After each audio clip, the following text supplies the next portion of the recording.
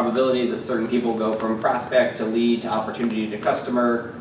Those percentages all get times by each other, so you might start with like 100,000 people see a Facebook ad, but you only sell 50 units based on who clicks and what their conversion rates are. So what does it take to make a sale, and what is your capacity required to meet your sales goals? This Excel sheet will also help you work backwards from how many units you want to sell to then how many total prospects you have to have, how many meetings, first meetings you have to have, second meetings, third meetings to actually close the sale. You want to identify the revenue streams, set a sales goal for each revenue stream, and think about what's the average size of a sale. So some people might buy the cheapest bouquet of flowers, some people might buy like this massive thing, but on average, you know, is it $49, $59, $69, and then how many average size sales do you need to reach your $5,000 sales goal, and then how long will it take? So again, you start with these leads, you got to generate them, have them come in the top of the funnel, qualify and convert them, eventually into customers. So this is an interesting one with different activities you can do from content marketing. So anybody who's in a marketing role, you know, blog articles, YouTube videos, landing pages to download a free ebook. Like you're collecting email addresses to put them into a drip email marketing campaign. You don't know what a drip campaign is? It means I get your email address today and I plan to send you an email in 1 day, in 5 days, in 15 days, in 21 days, and I just hit play once and I don't do anything. And the only time you stop getting those emails is if you reply to one and then, okay, great, now it's a warm lead, let me respond and follow up with that person. But there are systems in which you can just plan a marketing strategy. So like a lot of blogs online or different things that you download an ebook from somewhere, they're going to send you some emails over time, hoping that you will then pay money for something. And that's them attracting someone in the top of the funnel. So you start to know about something, and then you like it, and then you trust it. Because by the way, no one's going to buy from you if they don't trust you. So being able to build trust, and that's a two-way street, is really important. Boom. So you get 100,000 fans, 10,000 of them see a Facebook post, 2% click the link, which is pretty standard, you get 200. You just lost 9,800 people who saw this, and the other 90,000 who are fans, but Facebook decided not even to show it to them. All right, 10% of them added to the cart, but your website isn't optimized, so half the people who put things in your cart fall out of the funnel, and only 5% of them end up paying you any money. So from 100,000 fans, you made 5 sales. It's a math, it's a numbers game. You need to make the top of the funnel really big to generate the sales leads. I'm going to go through this. How do you qualify the lead? What percentage actually result in a sale? What is the level of effort? So, all right, this is the workbook I'm going to give you, which is something you can play with to kind of fill in what are your sales goals. Just open it real quick to show you.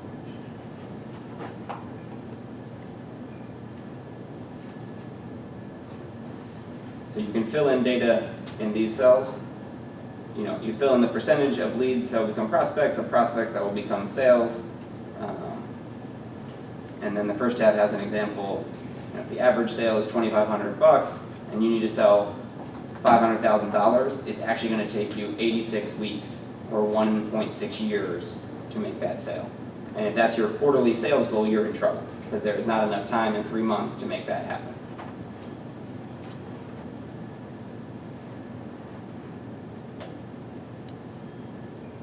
So you also want to focus on the customer's buying process. You may think they should do things in A, B, C, D, E, F, G order. They're going to do it in whatever order they want. And there may be big gaps in between them. You want to come up with excuses to follow up in between interactions, especially if you're on hold. And if you're selling education products to universities, it can take up to 2 years for them to buy the product. So how do you stay in touch over that period of time, building more credibility and trust? And honestly, just bringing your name and your company's name back to the top of their inbox and the top of their brain. What's the value that you're going to provide for different customers? Prioritize which customers to target. So 20% of your customers are going to bring in 80% of your revenue. So thinking about who are those bigger customers that have potential to, bring in 40% of your annual sales goal with one deal. Probably worth spending a lot of time focusing on them, building relationships with people in their organization. And so the golden rule is to make it easy for them to say yes. We talked a little bit about yes momentum. You can even ask questions that have nothing to do with the sale. You're like, oh, dude, were you excited when the Washington Nationals won the World Series? Yeah. Oh man, did you watch the parade? Oh yeah, me too. Like, do you want to buy this product? Oh, you do? Great. You know, get them in that nodding their head, yes, saying yes to things, and they have this momentum. They feel good, and they're starting to like you more because they're realizing, hey, we have things in common. This person is like me. You know, I trust them. So you got to find your style. Know your audience, because each sale is different, each audience is different, and you want to whelm your audience. You don't want to overwhelm them. You want to watch their body language, engage with them, listen to what it is they say they want, and make a connection. With no connection, there's no transaction. You can't provide value, they can't provide value to you, aka money, if there's no connection. And this is even true for selling online. If your website doesn't accept payments, you can't sell anything. If there's no way, and I talk to entrepreneurs all the time who are like, oh yeah, we're still trying to figure out the payment processing. I'm like, dude, you got Venmo? You got Cash App? Like, you got PayPal? There are so many different ways. You got Bitcoin? Like, Coinbase? Like, what are the ways that you can accept money? All right? And don't be afraid to do it a little scrappily in the first place. You know, if you're starting your own company and somebody wants to Venmo you, sure, take the money. You know? During Navy home football games, I stand on our street corner with a cardboard sign saying parking $25, and we can fit 20 cars on our front yard. All right? I've made more than $500 in 2 hours.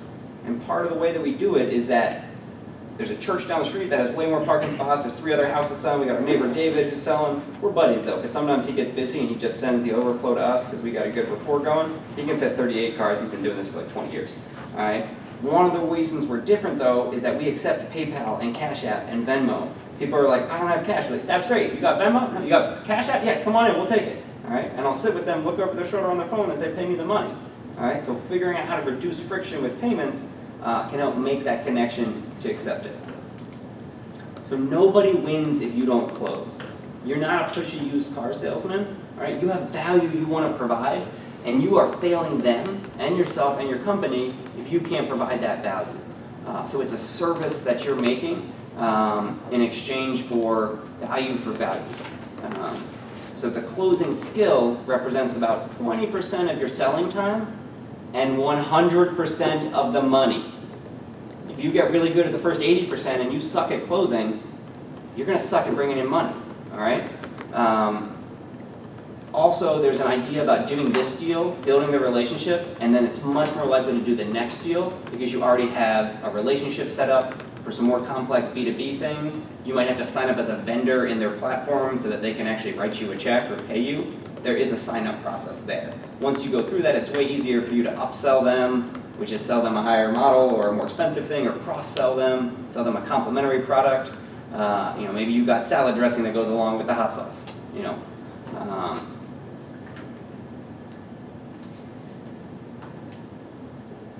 So this is another thing that's important, is that people believe what they read, not what they hear. You will spend a fair amount of time talking and presenting. Ultimately, you need to either hand them a paper contract or email them a contract or send them a document to sign.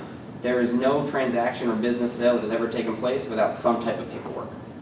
You know, it used to be like a notepad, you got to take the order and fill it all in. Now a lot of it can be done through QuickBooks, or you know, PayPal has an invoicing system. Figure out how it is that your company does accounts receivables. By the way, there's AR and AP. AR is accounts receivables. It's accounts that we need to receive money from. AP is accounts payable. Those are bills that we need to pay. All right. The more time you can spend in the AR side of the house, the happier you will be, and the happier your bosses will be because you're bringing in money. Also, nobody's going to buy from you if you don't ask for their business. Right? You need to be willing to ask for the sale and tailor the proposal for that customer. So some key takeaways: find your style and perfect it. Be prepared. Have the materials you need. Bring in a folder. If your company has snazzy folders, use them. Let's see what I got. Anytime I can walk into a meeting and be like, oh, look at my Halcyon folder. Let me get out, you know, this thing that I want to show you. Oh, actually, That was for a client. We already closed that sale. Hold on, let me, actually, here's the one for you to take a look at. Slide it over. Having a signed deal with somebody else, not a bad thing to do. All right, it shows that other people are buying this product or service. There's some social proof, some desire to keep up with the Joneses. You can also create a little scarcity because we only have, 14 units that are going to sell in the next 23 minutes or 23 hours. So what I'm about to open is like the sales Bible. Yup, it is very long, but I'm going to give you a shortcut where we're going to skip all the way to page 92. And I have a book report for this that I believe I sent out all of you the link to read before this class. And so it's got all these things like, always have a pen. Oh yeah, they didn't cover that. You should have a pen in your pocket every single day you go to work. You should never go to a meeting not having a pen because nobody can sign a contract if they don't have a pen. And I actually lost a sale once because I didn't have a writing utensil and they didn't have a writing utensil and they ended up not buying. It takes one of those lessons to like always have a pen in your pocket. I'm going to skip through these because I just want to get to the closes. Okay, so this is the fun part. The next 200 pages of this ebook are all closes. All right. Asking somebody, when would you like to have your product delivered? Right away or tomorrow morning? And notice they're asking right away or tomorrow. It's a yes, it's a either or question. You're giving them two options. And for them to say, oh, I don't want it delivered at all, well, that's very different than saying you want it right now because I got it in my truck, I can go grab it for you, or we could ship it to you next week. And as you go through this, you'll get some pro tips from Grant Cardone, who is top 3 most impressive and aggressive salespeople I've ever encountered. I've listened to several of his audiobooks. I've got one right now about 10xing everything. If you do 10 times as much effort as your competitor, of course you're going to do more. And then how exactly will you write this for your product or service? So there is a level of effort, and I think in the book report I shared, I have some sunglass specific notes, but going through and writing this out, and then think about what objections might people come up with if you try this close. And if you role play and think through that scenario, you're not going to be like, oh, I didn't think you might ask that, so I don't know what to say next. You'll think about what to say. So would there be any other changes or additions you want made to your new refrigerator before we come to an agreement on the figures? So before you even talk about the money, make sure that it's the exact model, the number of units, the right type of flowers. It's going to compile the specific student loans they have. Like, what are all the ingredients you need to make sure are lined up? Love this. On a scale of 1 to 10, how would you rate your current solution? It's a 6. What would make it a 10? Great. Let me get that handwritten for you. Sign here and here. All right. Asking somebody on a scale of 1 to 10, how are you currently satisfied with things? They almost never give a 10. And then they'll identify for you what is the value you need to provide or sell them on so that they'll buy the product. Payment closes, some of these are about financing, like working with banks. I'm not really sure that you guys are going to like be creating a line of credit for them.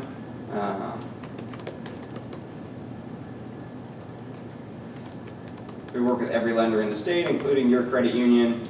Who do you currently use? Oh yeah, great, we can work with them. So assuming we get all the items you told me you wanted and have the product delivered, I need you to okay here and here and note the changes, because sometimes you'll handwrite something on there that you change at the last minute to close that sale. If they initial next to it, you agree, hey, this is the contract now with this adjusted clause or changed delivery date, or we'll throw in, an extra something for free. So whose name will we be registering your new car in today? Your name, your wife's name, or your company's name?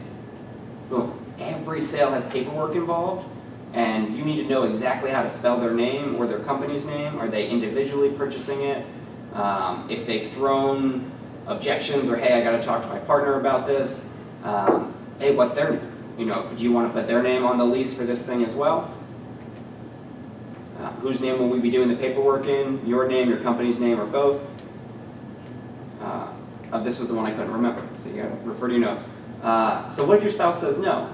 Do you want? Okay, then I need you to sign here and here, or we won't buy. Would she say no to the product or the money? If the product, what do you suggest?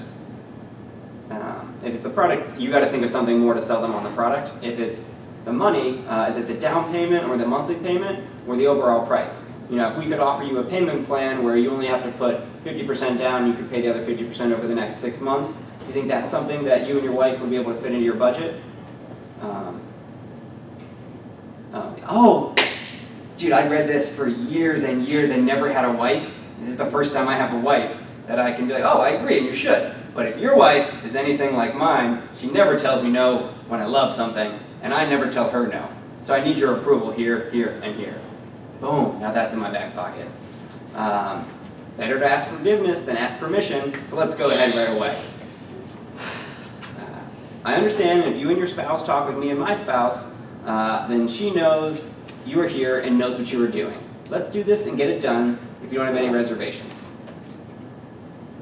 All right, so you can agree to ownership with the figures and conditions spelled out. Deliverability is subject to so-and-so who's unavailable's approval. Let me get to a couple of the good ones.